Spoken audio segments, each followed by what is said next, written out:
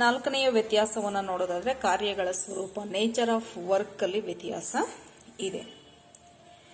So ಕಾರ್ಯಗಳ ಸ್ವರೂಪವನ್ನು ನಾವು ಅವಲೋಕನವನ್ನು ಮಾಡ್ತಾ ಹೋದಾಗ, ಸಾಮಾನ್ಯವಾಗಿ ಸಾರ್ವಜನಿಕ ಆಡಳಿತದ ಕಾರ್ಯಕ್ಷೇತ್ರ ಖಾಸಗಿ ಆಡಳಿತಕ್ಕಿಂತಲೂ ವಿಶಾಲವಾದುದಾಗಿರುತ್ತೆ. ಇದರ ಆಡಳಿತ ವ್ಯಾಪ್ತಿ ಅತ್ಯಂತ ವಿಶಾಲವಾದುದು. ಎಷ್ಟು ವಿಶಾಲ ಅಂತಂದಾಗ ರಾಷ್ಟ್ರವ್ಯಾಪಿಯಾದಂತಹ ಒಂದು ಕಾರ್ಯವ್ಯಾಪ್ತಿಯನ್ನು ಹೊಂದಿರುತ್ತೆ. ಆದರೆ ಖಾಸಗಿ ಆಡಳಿತದ ಕಾರ್ಯಕ್ಷೇತ್ರ ಅತ್ಯಂತ ಸೀಮಿತವಾದುದಾಗಿರುತ್ತೆ. ಒಂದು ನಿರ್ದಿಷ್ಟವಾದಂತಹ ವಲಯಕ್ಕೆ ಮಾತ್ರ ಸೀಮಿತವಾಗಿ ಅದು ಕೆಲಸವನ್ನು ಮಾಡ್ತಾ ಇರುತ್ತೆ. ಉದಾಹರಣೆಗೆ, ಸಾರ್ವಜನಿಕ ಆಡಳಿತ ಹಲವು ವಿಷಯಗಳಲ್ಲಿ ಏಕಸ್ವಾಮ್ಯವನ್ನು ಹೊಂದಿರೋದನ್ನು ನಾವು ಕಾಣಬಹುದು. ಎಲ್ಲಿ ರೈಲ್ವೆ, ಸೇನೆ, ಅಂಚೆ ಮತ್ತು ತಂತಿ ಸೇವೆ ಇದನ್ನು ಖಾಸಗಿ ವಲಯ ನೀಡಲಿಕ್ಕೆ ಸಾಧ್ಯ ಇಲ್ಲ. ಹಾಗಾಗಿ ಕಾರ್ಯಗಳ ಸ್ವರೂಪದಲ್ಲಿ ವ್ಯತ್ಯಾಸ ಇದೆ. Nature of work. The scope of public administration is wider than private administration. The works of public administration the work of public administration as national wide, but the works of private administration as limit scope. This administration won't serve, which means private administration won't serve in major fields like railway, postal, army, etc. So there is a lot of difference between the field of nature of work. The next point, another point, public responsibility. ಐದನೆಯ ಒಂದು ವ್ಯತ್ಯಾಸವನ್ನು ನಾವು ಕಾಣೋದಾದ್ರೆ ಸಾರ್ವಜನಿಕ ಜವಾಬ್ದಾರಿಯಲ್ಲಿ ನಾವು ವ್ಯತ್ಯಾಸವನ್ನು ಗುರುತಿಸಬಹುದು. ಅಂದ್ರೆ ಸಾರ್ವಜನಿಕ ಆಡಳಿತದಲ್ಲಿ ಆಡಳಿತಗಾರ ತಾನು ನಿರ್ವಹಿಸುವಂತಹ ಕೆಲಸ ಕಾರ್ಯಗಳಿಗೆ ಆತ ಸಾರ್ವಜನಿಕರಿಗೆ ಜವಾಬ್ದಾರನಾಗಿರ್ತಾನೆ. ಆಡಳಿತದ ಏನೇ ಲೋಪದೋಷಗಳ ಬಗ್ಗೆ ಶಾಸಕಾಂಗದಲ್ಲಿ ಪ್ರಶ್ನೆಗಳನ್ನು ಕೇಳಬಹುದು. ಸಂಬಂಧಪಟ್ಟ ಸಚಿವ ತಾನು ಅದಕ್ಕೆ ಉತ್ತರವನ್ನು ಸಹ ಕೊಡಲೇಬೇಕಾಗುತ್ತೆ. ಇದು ಯಾವುದನ್ನು ನಾವು ನಿರೀಕ್ಷಿಸುವಂತೆ ಇಲ್ಲ. ಎಲ್ಲಿ ಖಾಸಗಿ ವಲಯದಲ್ಲಿ ಆಡಳಿತದಲ್ಲಿ ನಿರೀಕ್ಷೆ ಮಾಡಲಿಕ್ಕೆ ಸಾಧ್ಯ ಇಲ್ಲ. ಸೊ ಸಾರ್ವಜನಿಕ ಜವಾಬ್ದಾರಿತನದಲ್ಲಿಯೂ ಸಹ ವ್ಯತ್ಯಾಸ ಇದೆ. There is a difference between the field of public responsibility. In public administration, administrators of public administration has to responsible for people. Opposition parties or any members of parliament can ask the questions against the failures of public administration. The concerned members have to answer these questions. The concerned members, parliamentary members, have to answer these questions. But in private administration doesn't have this kind of responsibility. They won't responsible for any individuals or any citizens of the nation. So there is a difference difference is there regarding public responsibility. The another responsibility, method of work. ಆರನೆಯ ಒಂದು ಅಂಶವನ್ನು ನಾವು ನೋಡೋದಾದ್ರೆ ಕಾರ್ಯವಿಧಾನದಲ್ಲಿಯೂ ಸಹ ವ್ಯತ್ಯಾಸ ಇದೆ.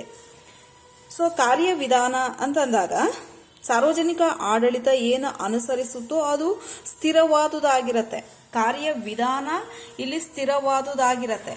ಅನುಸರಿಸಬಹುದಾದಂತಹ ಒಂದು ತಾನು ಏನು ನೀತಿ ನಿಯಮಗಳನ್ನು ಅನುಸರಿಸ್ತಾ ಇದೆ ಅದರಲ್ಲಿ ಏಕರೂಪತೆ ಇರತ್ತೆ. ಪ್ರತಿಯೊಬ್ಬರಿಗೂ ಒಂದೇ ರೀತಿಯಾದಂತಹ ನೀತಿಗಳಿರ್ತವೆ. ಇಲ್ಲಿ ಪಕ್ಷಪಾತದ ಧೋರಣೆ, ಭಿನ್ನ ನಿಲುವುಗಳು ಇರೋದಿಲ್ಲ. ಸಂಪೂರ್ಣವಾಗಿ ರಾಜಕೀಯ ಕಾರ್ಯವಿಧಾನವನ್ನು ಅಷ್ಟೇ ಇಲ್ಲಿ ಪಾಲಿಸಲಾಗ್ತಾ ಇರತ್ತೆ. ಆದರೆ ಖಾಸಗಿ ಆಡಳಿತದಲ್ಲಿ ಕಾರ್ಯವಿಧಾನ ಸ್ಥಿರವಾದುದು ಆಗಿರೋದಿಲ್ಲ. ಯಾಕೆ ಅಂತಂದಾಗ ಸಾಮಾನ್ಯವಾಗಿ ಒಬ್ಬರಿಂದ ಒಬ್ಬರಿಗೆ ಇಲ್ಲಿ ಭಿನ್ನವಾದಂತಹ ಒಂದು ರೂಲ್ಸ್ ಅಂಡ್ ರೆಗ್ಯುಲೇಷನ್ಸ್ ಇರುತ್ತೆ. ಪಕ್ಷಪಾತತೆಯ ಧೋರಣೆ ಖಾಸಗಿ ಆಡಳಿತದಲ್ಲಿ ಇರೋದನ್ನ ನಾವು ಕಾಣಬಹುದು. ಸೊ ಹಾಗಾಗಿ ಇಲ್ಲಿ ವ್ಯತ್ಯಾಸ ಇದೆ. So method of work. Public administration is following stable functioning methods and also following stable rules and regulations. But private administration doesn't have any stability of its functioning. Partiality is there. Partiality is common in private administration. ಇನ್ನು next ಅಂಶವನ್ನು ನಾವು ಗುರುತಿಸೋದಾದ್ರೆ ಕಾನೂನಿನ ನಿಯಂತ್ರಣದಲ್ಲಿ ವ್ಯತ್ಯಾಸ ಇದೆ. Legal control, ಕಾನೂನಿನ ನಿಯಂತ್ರಣದಲ್ಲಿ ವ್ಯತ್ಯಾಸ ಇರೋದನ್ನ ನಾವು ಕಾಣಬಹುದು. ಅಂದ್ರೆ ಕಾನೂನು ನೀತಿ ನಿಯಮಗಳ ನಿಬಂಧನೆಗೆ ಒಳಪಟ್ಟಿರತ್ತೆ. ಸಾರ್ವಜನಿಕ ಆಡಳಿತ ಕಾನೂನು ನೀತಿ ನಿಯಮಗಳ ನಿಬಂಧನೆಗೆ ಸಂಪೂರ್ಣವಾಗಿ ಒಳಪಟ್ಟಿರೋದನ್ನ ನಾವು ಕಾಣಬಹುದು. ಅಂದ್ರೆ ಸಾರ್ವಜನಿಕ ಆಡಳಿತದ ಅಧಿಕಾರಿ ನೀತಿ ನಿಯಮಗಳು ಅನ್ನುವಂತಹ ಒಂದು ಅದರ ಗಡಿ ವ್ಯಾಪ್ತಿಯ ಒಳಗಡೆ ಮಾತ್ರ ವ್ಯವಹರಿಸ್ತಾನೆ. ಅಂದ್ರೆ ಅದರ ಲಕ್ಷ್ಮಣ ರೇಖೆಯ ಒಳಗಡೆನೆ ವ್ಯವಹರಿಸೋದನ್ನ ನಾವು ಕಾಣಬಹುದು. ಖಾಸಗಿ ಆಡಳಿತದ ವಿಚಾರಕ್ಕೆ ಬಂದ್ರೆ ಸ್ವಂತ ವಿವೇಚನೆಗೆ ಒಂದು ಅವಕಾಶ ಇರುತ್ತೆ. ಅದಕ್ಕೆ ಅನುಗುಣವಾಗಿ ಆತ ವ್ಯವಹರಿಸಬಹುದು. ಇಲ್ಲಿ ಸ್ವಲ್ಪ ಮಟ್ಟಿಗೆ ಸಡಿಲಿಕೆ, ನೀತಿ ನಿಯಮಗಳಿಂದ ಕಾನೂನುಗಳಿಂದ ಸಡಿಲಿಕೆ ಇರೋದನ್ನ ನಾವು ಕಾಣಬಹುದು. Public administration is subject to complete control of law, rules and regulations, conditions, etc. Public officers has to functioning within public administration. Officers have to functioning within the borderline of rules and regulations. But in private administration, staff can work according to his own ideas or thoughts, etc. So there is a difference between regarding the issue of law control. ಇನ್ನು next ಅಂಶವನ್ನು ನಾವು ನೋಡೋದಾದ್ರೆ ದಕ್ಷತೆ, efficiency.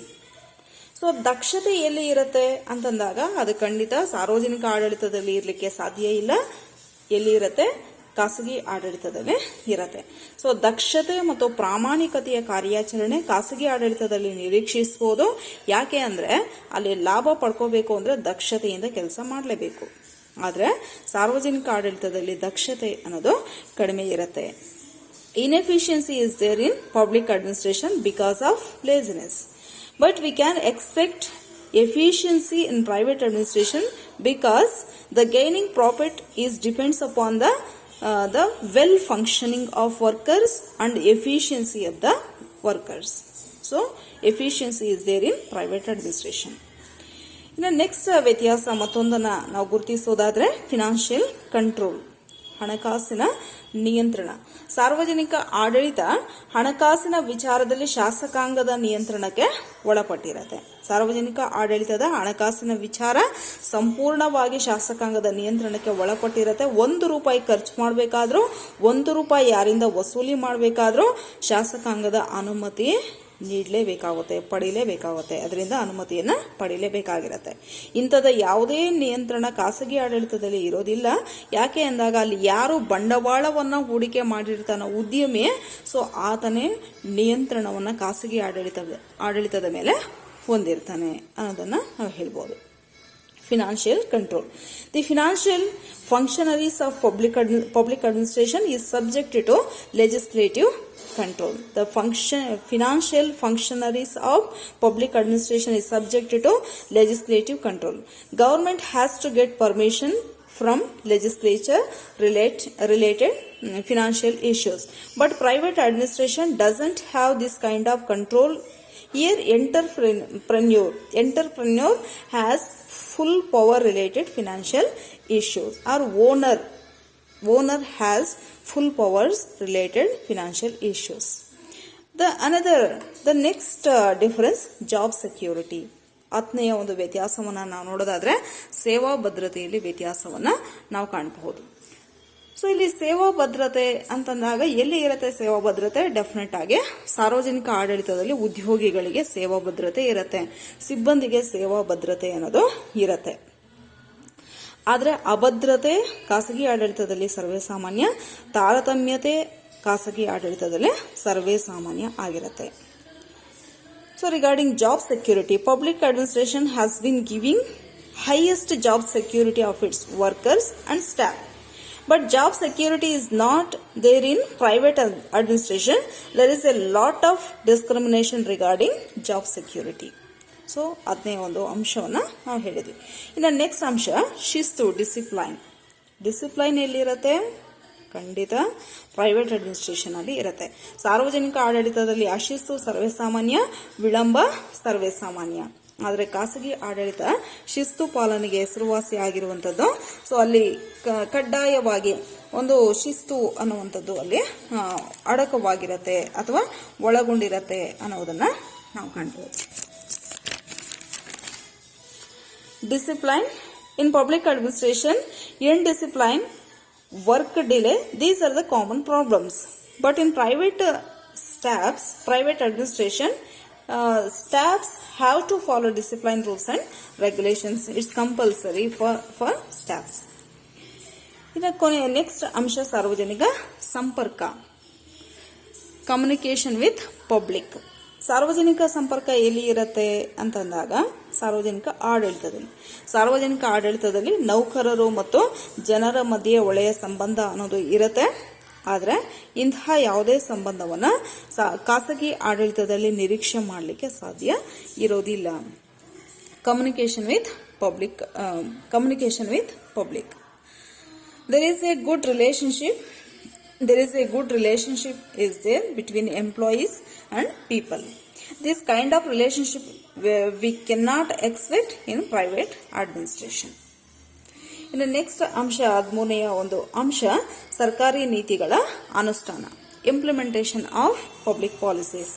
ಸರ್ಕಾರಿ ನೀತಿಗಳ ಅನುಷ್ಠಾನ ಅಂತಂದಾಗ ಇಲ್ಲಿ ಅಧಿಕಾರಿ ಆದವರು, ಸಿಬ್ಬಂದಿ ಆದವರು ಸಾರ್ವಜನಿಕ ಆಡಳಿತದಲ್ಲಿ ಸರ್ಕಾರಿ ನೀತಿಗಳನ್ನು ಮಾತ್ರ ಆತ ಅನುಷ್ಠಾನ ಮಾಡ್ತಾನೆ. ಸಾರ್ವಜನಿಕ ಆಡಳಿತದ ಸಿಬ್ಬಂದಿ ವರ್ಗ ಸರ್ಕಾರಿ ನೀತಿಗಳನ್ನು ಅನುಷ್ಠಾನ ಮಾಡ್ತಾರೆ, ಅಫ್ಕೋರ್ಸ್. ಇನ್ನು ಪ್ರೈವೇಟ್ ಅಡ್ಮಿನಿಸ್ಟ್ರೇಷನ್ ಅಲ್ಲಿ ನಾವು ನೋಡೋದಾದ್ರೆ, ಖಾಸಗಿ ಆಡಳಿತದಲ್ಲಿ ಆತ ಅನುಷ್ಠಾನವನ್ನ ಮಾಡೋದು ತನ್ನ ಕಂಪನಿ ನೀತಿಗಳನ್ನು ಮಾತ್ರ ಅನುಷ್ಠಾನ ಮಾಡುವಂಥದ್ದು ಅಲ್ಲಿ ನಾವು ಕಾಣಬಹುದು. ಸರ್ವೇ ಸಾಮಾನ್ಯವಾದದ್ದು ಅಂತ ಹೇಳ್ಬೋದು. Implementation of government rules and regulations. Public administration has been implementing the rules of government. But private administration is implementing only the company rules and regulations. That's it. ಇನ್ನು ನೆಕ್ಸ್ಟ್ ಅಂಶ ಡಿಸಿಷನ್ ಮೇಕಿಂಗ್ ಪ್ರೋಸೆಸ್. ತೀರ್ಮಾನ ಕೈಗೊಳ್ಳುವಿಕೆಯಲ್ಲಿ ವ್ಯತ್ಯಾಸ ಇರೋದನ್ನ ನಾವು ಕಾಣಬಹುದು. ಸಾರ್ವಜನಿಕ ಆಡಳಿತದಲ್ಲಿ ಬಹುಸಂಖ್ಯಾತ ವರ್ಗ ತೀರ್ಮಾನ ಕೈಗೊಳ್ಳುವ ಪ್ರಕ್ರಿಯೆಯಲ್ಲಿ ಭಾಗವಹಿಸ್ತಾರೆ. ಬಹುಮತ ತತ್ವಕ್ಕೆ ಅನುಗುಣವಾಗಿ ತೀರ್ಮಾನವನ್ನು ಕೈಗೊಳ್ಳೋದನ್ನ ಕಾಣಬಹುದು. ಬಹುಸಂಖ್ಯಾತರು ಭಾಗವಹಿಸ್ತಾರೆ, ಬಹುಮತ ತತ್ವಕ್ಕೆ ಬದ್ಧವಾಗಿ ಅಲ್ಲಿ ತೀರ್ಮಾನ ಪ್ರಕ್ರಿಯೆ ನಡೀತಾ ಇರತ್ತೆ. ಆದರೆ ಇದು ಯಾವುದೂ ಖಾಸಗಿ ಆಡಳಿತದಲ್ಲಿ ಇರೋದಿಲ್ಲ. ಅಲ್ಲಿ ಮಾಲೀಕರೇ ನಿರ್ಣಯವನ್ನ ತೆಗೆದುಕೊಳ್ತಾರೆ. Decision making process. In public administration, majority are n number of workers are participating in decision making process. But in private administration we can't expect this one. Concerned owners, concerned people has the power to take decisions. ಇನ್ನು next 15ನೇ ಅಂಶ financial sources, ಹಣಕಾಸಿನ ಮೂಲಗಳು. ಹಣಕಾಸಿನ ಮೂಲಗಳು ಯಾವುದು public ಅಡ್ಮಿನಿಸ್ಟ್ರೇಷನ್ಗೆ ಅಂತ ಅಂದಾಗ ಇರುವಂಥದ್ದೇ ಯಾವ್ಯಾವುದರಿಂದ ಬರುತ್ತೆ? ಶುಲ್ಕಗಳಿಂದ, ತೆರಿಗೆಗಳಿಂದ, ದಂಡಗಳಿಂದ ಬರುತ್ತೆ. ಶುಲ್ಕ, ವಿಧಿಸಬಹುದಾದಂತಹ ತೆರಿಗೆ, ದಂಡಗಳಿಂದ ಸರ್ವೇ ಸಾಮಾನ್ಯವಾಗಿ ಅಲ್ಲಿ ಒಂದು ಹಣಕಾಸಿನ ಮೂಲ ಅನ್ನೋದನ್ನ ನಾವು ಕಾಣಬಹುದು. ಖಾಸಗಿ ಆಡಳಿತದಲ್ಲಿ ಇರೋದು ಒಂದೇನೆ, ಲಾಭ, ಗಳಿಸುವಂತಹ ಒಂದು ಲಾಭ ಅಲ್ಲಿ ಆದಾಯದ ಮೂಲ ಆಗಿರುತ್ತೆ. Financial sources. The major financial sources for public administration are taxes, fees, penalties, etc. But in private administration, the function of the company and the profit of the company only the source will be the source of the private administration. So, ಇಷ್ಟು ಪ್ರಧಾನವಾದಂತಹ ಒಂದು ವ್ಯತ್ಯಾಸಗಳನ್ನು ನಾವು ಗುರುತಿಸಬಹುದು.